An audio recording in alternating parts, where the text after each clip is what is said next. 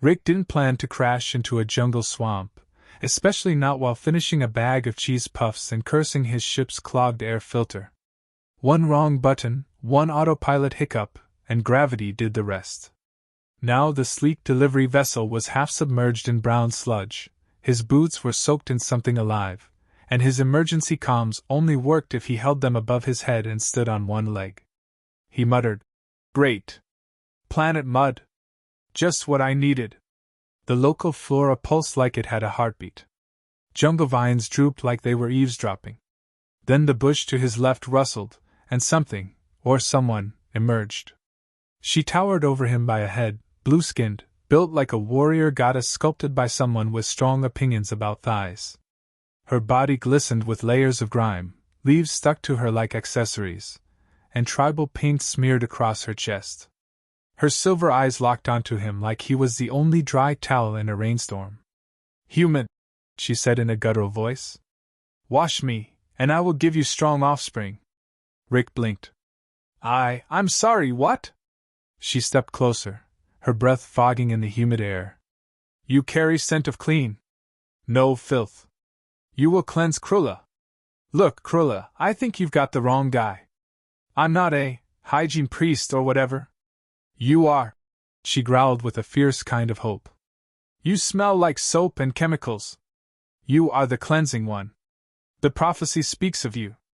Clean the chosen and receive fertile reward." "Fertile reva, okay, slow down." Rick held up a hand. "This is a misunderstanding. I just work for Galactic Courier Services.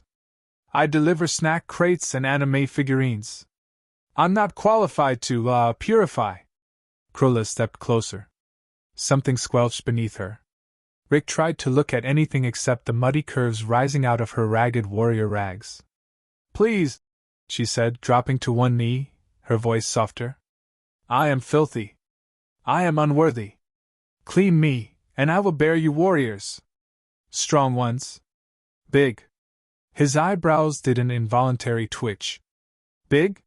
She nodded solemnly. "Very. Not like scrawny muddlings. Yours will be strong. Mighty. With thighs." Rick looked at his hands, still stained orange from snack dust. "Lady, I'm not sure I should be responsible for anything with thighs right now." Krulla stood and reached into her belt, pulling out a primitive carved soapstone. She held it like it was sacred. "It is time. We go to the mudfall. There I will disrobe. You will scrub. Then, we make strong future." He swallowed. Loudly. "I don't even know where the loofah is in this situation." She tilted her head.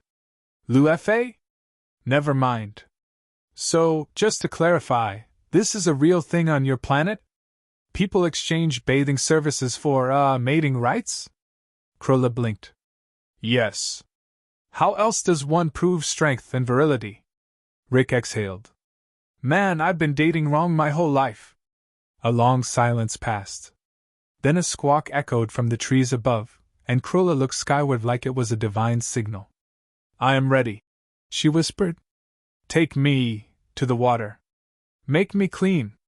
Rick fished around his belt pouch, pulled out a moist towelette, and sighed. "This is either a diplomatic miracle, or the weirdest Tuesday of my life."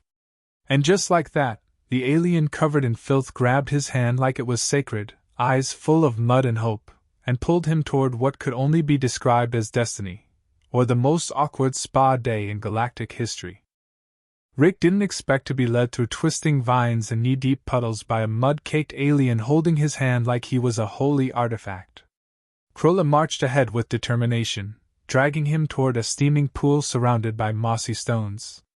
She stopped at the edge, turned, and without hesitation, began untying the filthy scraps clinging to her armor. He looked away fast. "Whoa! Okay. Consent! Boundaries! What's happening?" "I show trust," she said. "You see filth, you wash. That is the sacred right. It is the way of strong mating." Rick held up his hands like they were under arrest. "I'm not trained for this. You're jumping from high to honeymoon."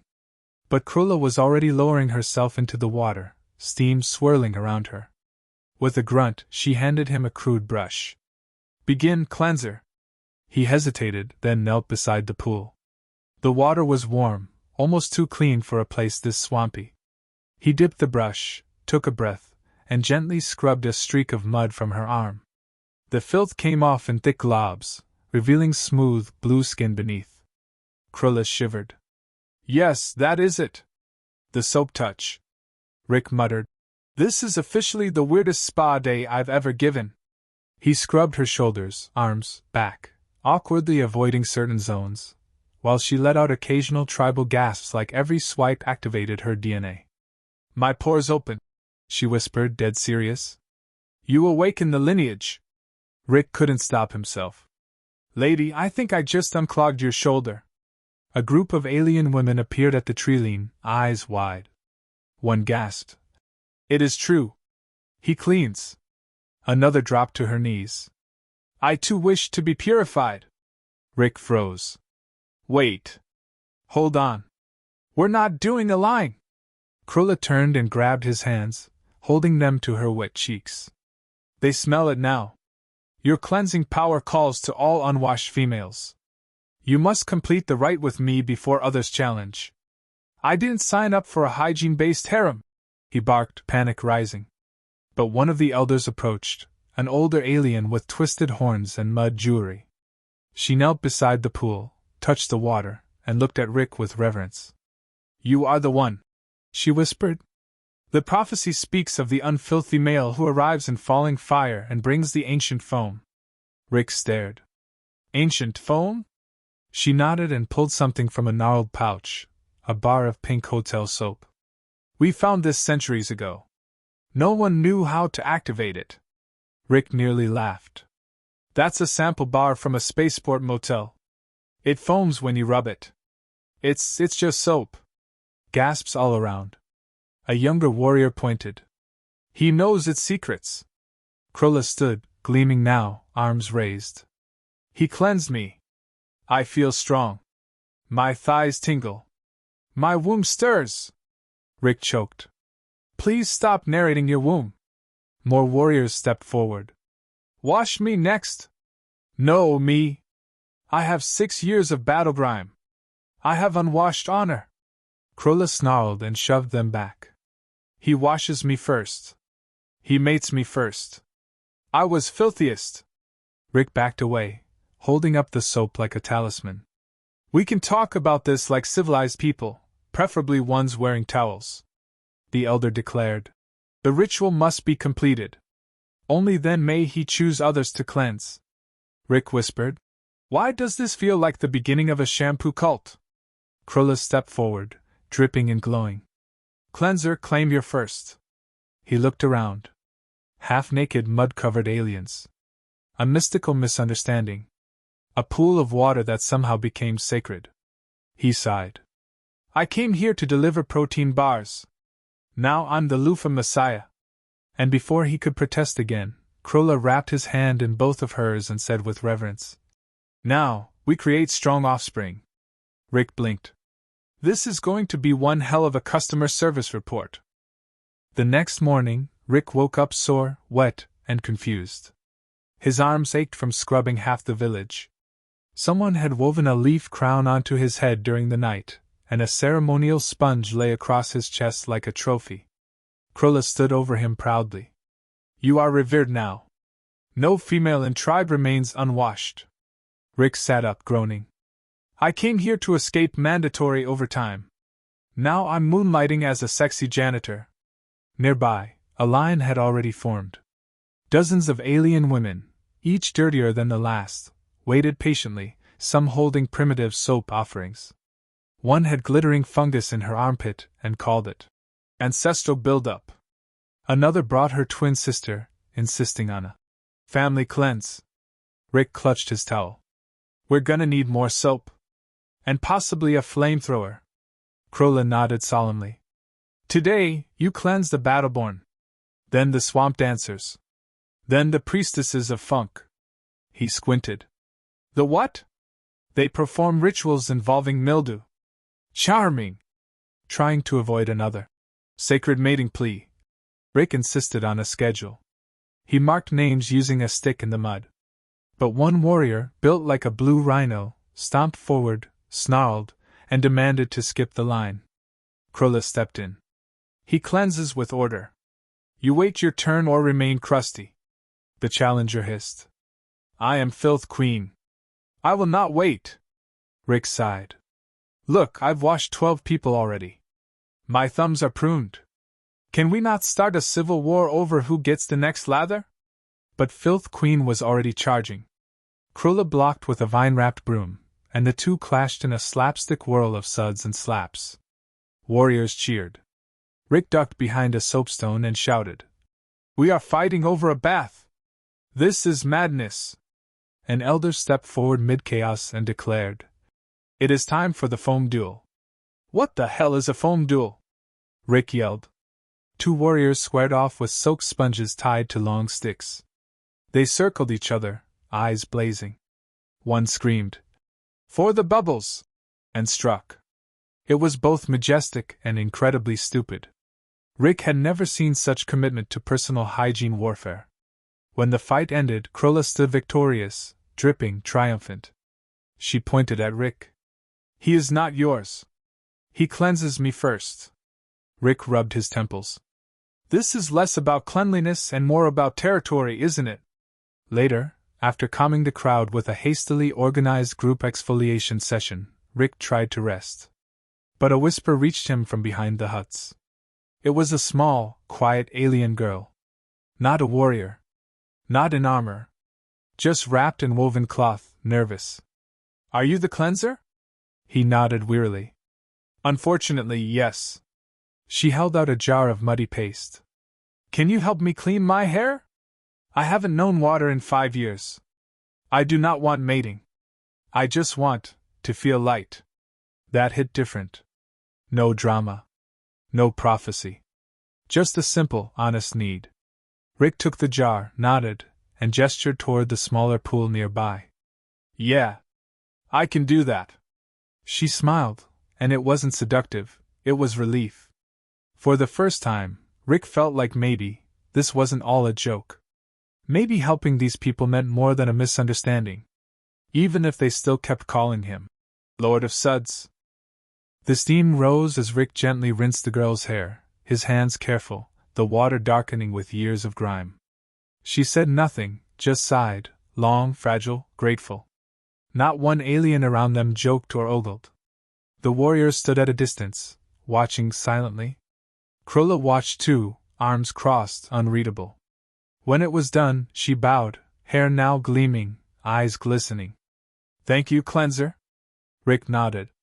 No charge. But you owe me a back massage. That got a confused blink. A what?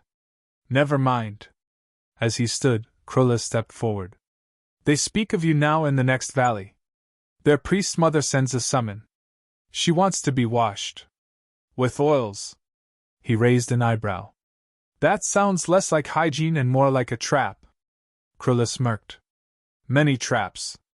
But she offers tribute, fruit, metal, something called sorrow cake. That's not made from actual sorrow, right? No. It causes it. Against better judgment, he agreed. Soon he was carried on a wooden platform like a reluctant deity. The priest's mother was immense. Draped in translucent leaves, skin like polished bark. Her attendants fluttered around like perfumed bats. Rick hesitated, holding the oils. Where do I even start? She purred. Begin with the regrets. Which part of the body is that? She tapped her shoulder. Right here. Years of regret. He massaged it cautiously. The priest's mother moaned like a whale in heat. Her attendants wept. One fainted. Another offered him a flower made of teeth. Later, back at the village, Krulla glared. You scented like her now. I got assaulted by aroma. I need a cleansing myself. She sniffed him. She marked you. That is a problem. Why? She believes you accepted her offer. What offer? Krulla looked grave. To be her sorrow husband. Rick froze. Is that legally binding? Krulla nodded. If you eat her sorrow cake. I didn't. She will try to trick you. Next day, a courier brought what looked like a sponge cake shaped like a screaming face. Rick refused. The cake wept jelly. The courier sobbed, dropped the cake, and ran. The warriors called it the morning dessert. But worse news came. More villages were sending their dirtiest women, hoping for the sacred wash. Rick stood on a rock yelling, I am not a communal loofah. This is not a faith. Stop bringing me your mossy grandmas. Krola pulled him down. It's too late. You are a symbol. You cleanse pain, restore pride. They worship hope now, and it looks like you. He sank to the ground. I came here to escape my job. This is worse. This is overtime with nipples. Krola crouched beside him. There's a way out. He looked up. Really? She nodded. Mate with me. Then they must leave you alone. You will belong. Claimed. Not shared. Rick blinked. Wait, that stops them? She nodded. You become tribe. Not tool. He paused. And you're okay with that? Krola shrugged. You scrubbed my back. That is intimacy among my people. Rick exhaled. You realize how messed up that sounds? She leaned close. Yet you smile.